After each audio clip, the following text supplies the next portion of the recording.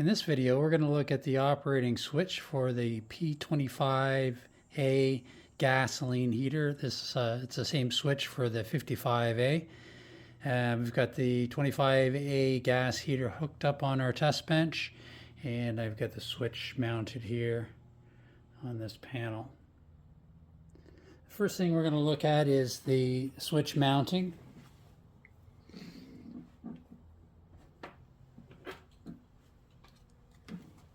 So I've got the switch here as well. There's a couple holes that we drill into a panel, a 7/16 hole for the wire access, and a 5/16 hole for this pinch mount hole.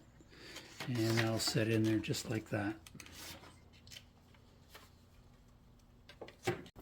When you first power up the unit, it's going to go into an initializing phase. We see the I flashing there, and then it stabilizes. We can see some of the icons here, the heat symbol, fan symbol, AD, which has no purpose, the programming button, and then the time setting there. The buttons, toggle buttons, right, left, for going through the menus, the on-off button, and the OK button, which is used for selection. First thing we're going to do is we're going to set up the timer with the time of day and day of the week.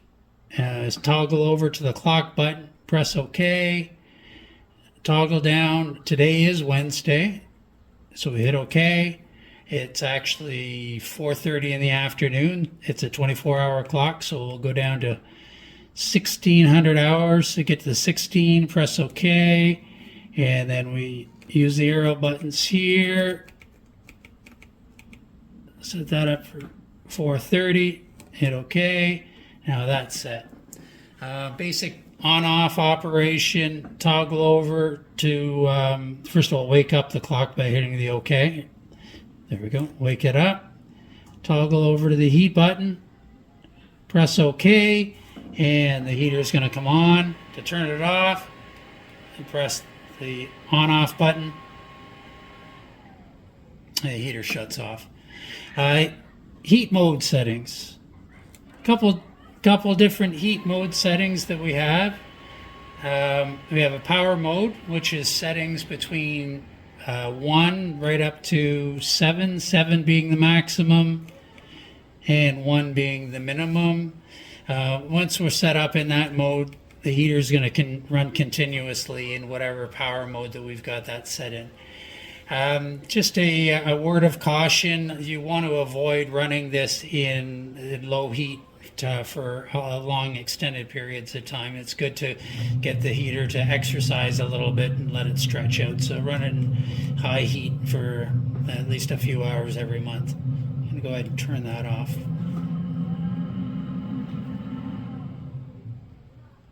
The other mode of operation that we have is the automatic climate setting. And we get into automatic climate mode by pressing and holding the OK button, and that toggles back between the two different modes.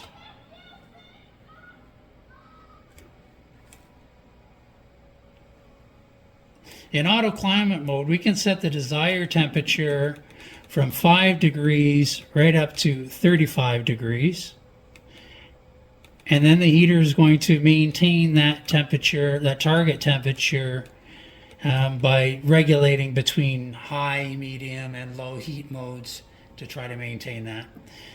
22 is a good cabin temperature, so we'll leave it at that. Again, I'm going to turn that off.